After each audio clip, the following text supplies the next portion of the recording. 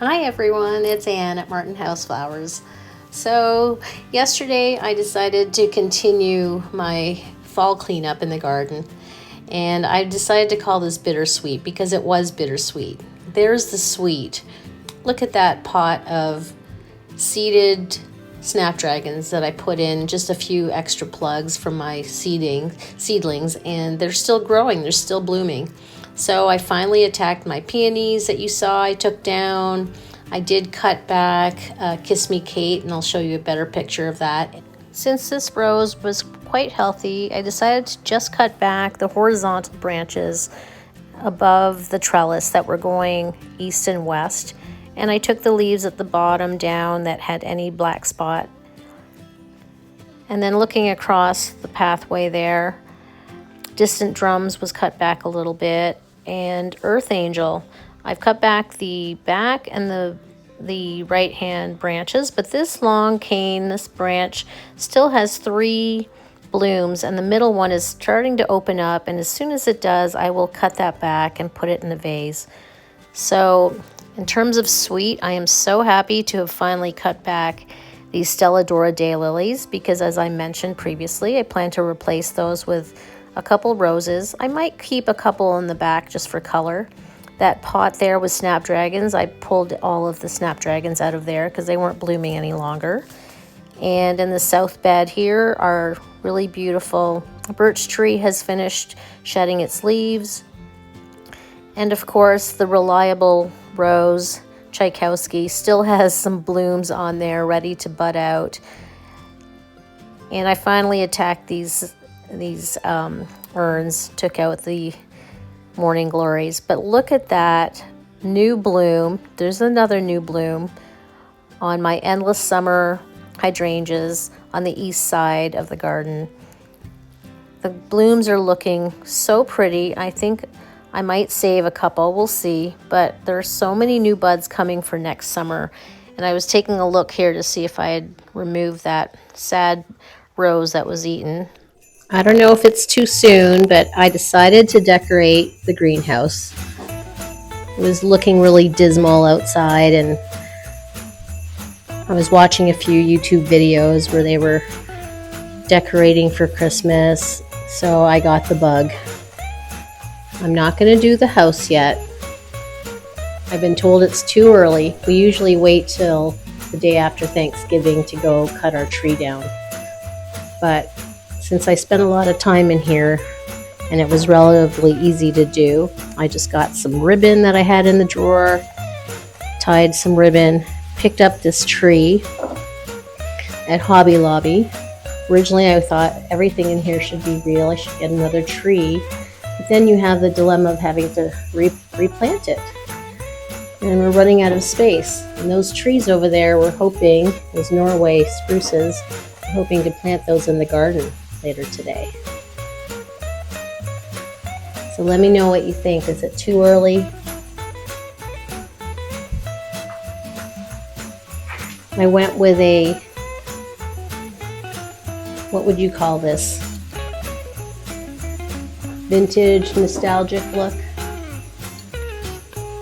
Anyway, I just love it, and I love how realistic this tree looks. And you won't believe how much I paid for it. Everything was half price at Hobby Lobby.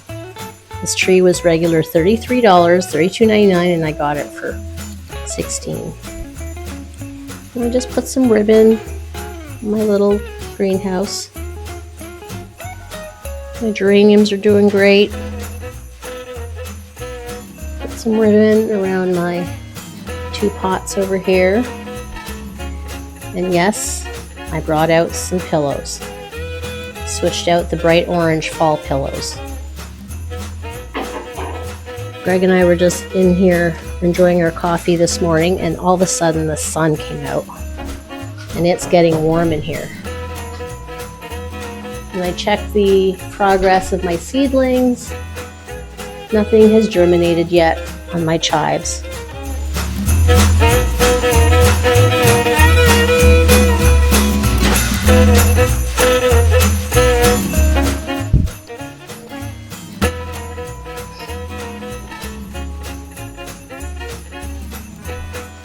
Eddie's in his bright orange new leash there.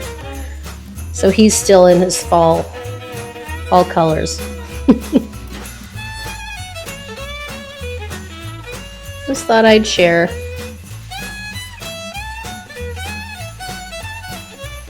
Look how beautiful my mandevillas are. They're just climbing, continuing to climb. Look at that one. So they're loving being in here, and I'm so glad that Greg decided to carry them in that one night. I think they've been in here about 2 weeks now, and that was definitely the way to go.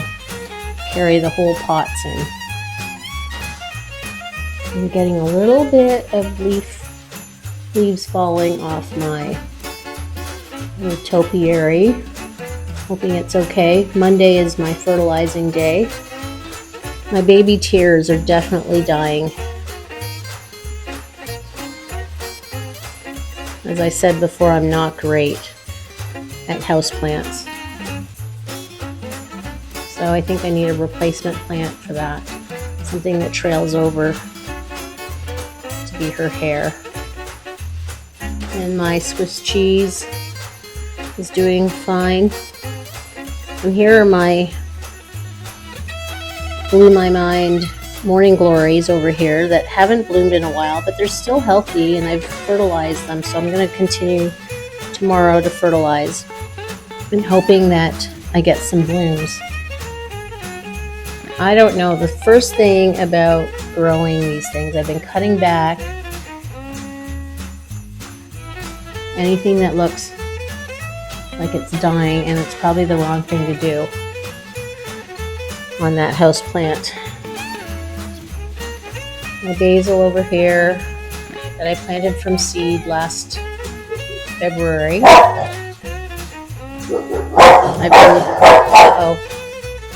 Okay, Ed. So here's the In My Mind Again, Morning Glory. So I'm hoping that this will continue. If not, I've got some bulbs slated for this beautiful pot. Okay, ready for your walk? Ready for your walk? Yeah? Okay, let's go. So here we are at the back of the property, behind the greenhouse. Our project for today will hopefully be to plant in the ground our 2 dwarf Norway spruces that are sitting on the back patio currently. Previously, 2 Christmases ago, we had those pots. We would bring them to the front door and light them up and decorate them for Christmas. But I felt that they were already maxed out in those containers, and I thought that it would be a nice spot here to add to our privacy in the backyard, to put one on each side of our lilac tree. So there they are on the patio, and I've been trying to research how tall these will get. I can't seem to find any data on these dwarf Norway spruces. But if they are anything like a full-size Norway spruce, they can grow upwards of 30 feet tall. But I'm quite sure that they're a dwarf. I remember that. I don't think I kept the tags. I just picked those up at our local hardware store in Menards, and I only paid about $25 for each of them. And so anyway, here we are walking along the back. Our weeping cypress there has grown so tall and healthy. So I wanted to show you how I had cleaned up the raised garden beds here with the cut flowers. I had cut back the hollyhocks. The snapdragons on the right and the left are all that's left there. And just showing you, there's our Black Hills spruce, another Black Hills spruce. So this is the one bed. Here's a penstemon looking so pretty and still blooming. Earlier this spring, we had joined these 2 trees, the Black Hills spruce and the Rising Sun redbud. We had joined them with an island, created an island here that has 2 of the bloomerang lilacs from Proven Winners, one on each side of the redbud tree, and then in the center there is a Proven Winners forsythia that has really grown. It's probably grown another 1.5 feet since I planted it in early June. So I'm really looking forward to the beautiful yellow blooms that come out in the spring. And the Royal Candles Veronica, I haven't cut those back yet. I do need to come in there and do that. That was such a reliable Veronica. And this struggling shrub here, oh gosh, the name escapes me, but I'll put it down. That one we caged because the rabbits had been attacking and breaking off the branches. And right in front there are some candy tuft perennials that I had moved from our Easter urn earlier this spring. So there we've positioned the Norway spruces in the ground. So after lunch, we started digging. Greg started by cutting away the grass between the base of the lilac tree and the hole for the first Norway spruce. So although we plan to join those larger evergreens with these smaller evergreens and the lilac tree, for now we were just going to make a small island for the 3 trees, the 2 smaller Norway spruces and the lilac tree. And next spring, we'll widen it or enlarge it.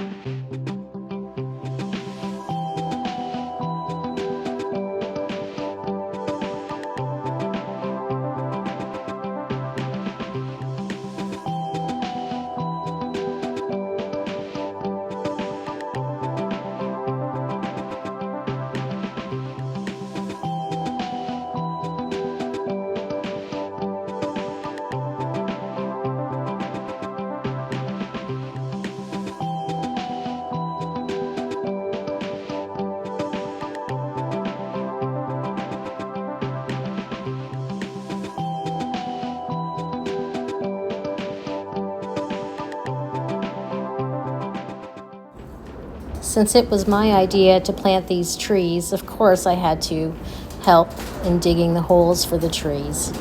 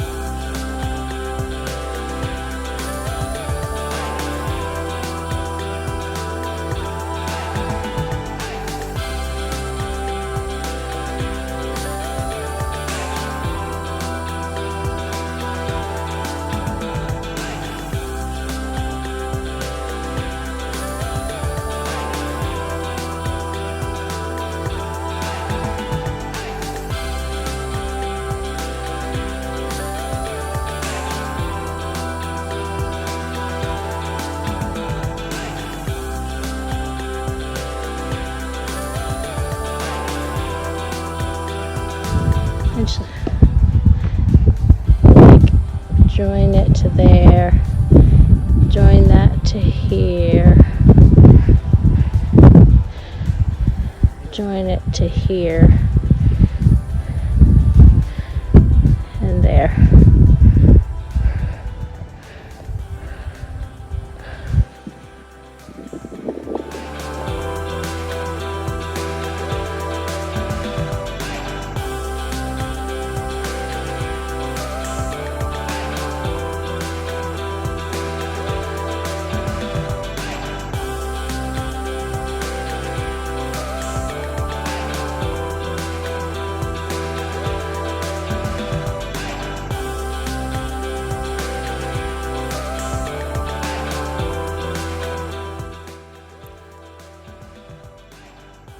So if you're wondering where the sod was going that he peeled away, Greg put the sod and some of the fill into the raised beds so that we could continue to build up those raised beds, since by next spring, we'll have to top up all the raised beds with compost.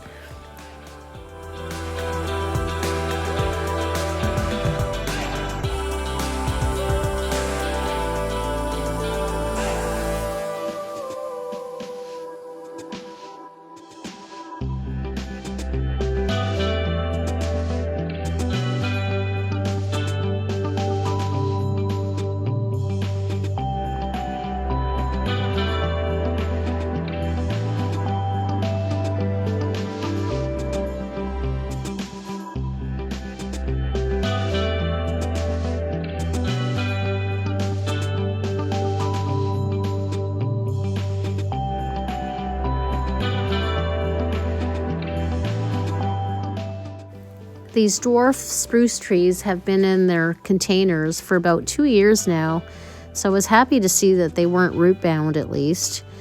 And we had put some landscape fabric or some felt down below and some gravel, and we loosened the roots, and it fit nicely in there in the hole. And of course I put some plantain on the base just to help the root growth.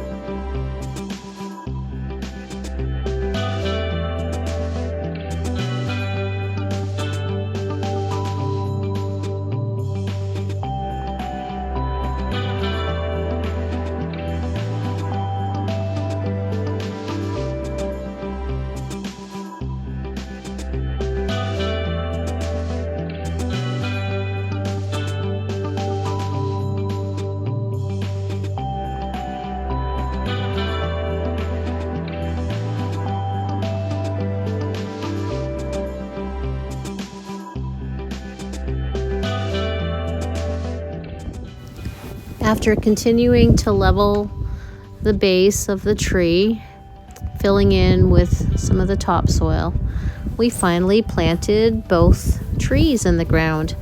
But unfortunately, it got dark, and of course that was only at 4:30 when the sun went down and it got dark. But we continued to work in there, watered in the trees. I even had a chance to pull out the pepper plants that were in the raised bed and repotted those, and worked in the dark and watered them, and will hopefully be able to overwinter my pepper plants, the hot pepper plants. I planted 2 of them, and in the morning I would photograph or videotape the new island with the Norway spruces. I'll show you my peppers, and that will be it for this video. It was a very productive weekend doing some fall cleanup and planting our trees. Last night, while I was pulling out my pepper plants and repotting them, Greg was working on spreading the gravel. I thought he wasn't going to work on this path until next spring, but he decided that it was a bit of a hazard having the bags of gravel, since we'd had a couple visitors from our neighbors came by the other day as we were giving away some peppers and onions. And so he went ahead and spread the gravel, and it looks much better. He will, of course, dig the landscape stone down deeper in the spring, but for now, it's all spread out and it looks so much tidier. It makes me so incredibly happy to see the garden beds looking this way. Even though they're all empty for the most part, it's very satisfying to end the season like this, where it looks nice and tidy. And this pretty much concludes the last project for Greg this season. He's looking forward to working on the garage and tidying that up before the new year. That will be his priority, and I will work on more bulbs, continue my cleanup since there's still some perennials to cut back, And he, the next day, decided to edge the heart island a little deeper, since we had found a bag of mulch on my cart in the garage and I wanted to get rid of it. I didn't think one bag would be enough, but it seems to suffice for now.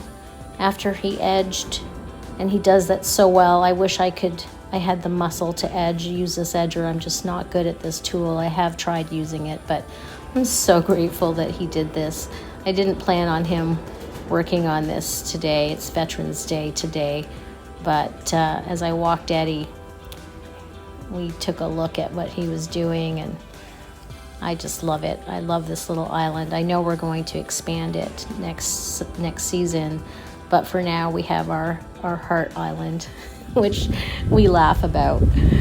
And there's the bag of mulch that he dumped on the island, and I spread it out, and I think it'll do for now. And at least this way, with the trench, the deep edging, it won't just wash away as snow falls this winter. But I'm so happy with this. What do you think? Should I plant some bulbs in between?